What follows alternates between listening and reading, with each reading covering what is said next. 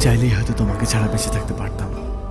জানি কষ্ট হতো, তবে অসম্ভব ছিল না। কিন্তু বেঁচে থাকলে তো বাকিটা জীবন তোমাকে ঘৃণা করে বাঁচতে হবে।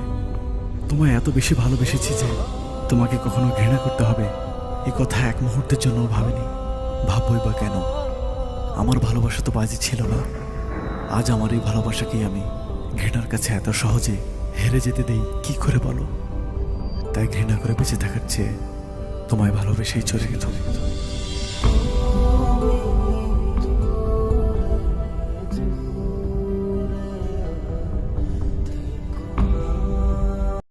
Likey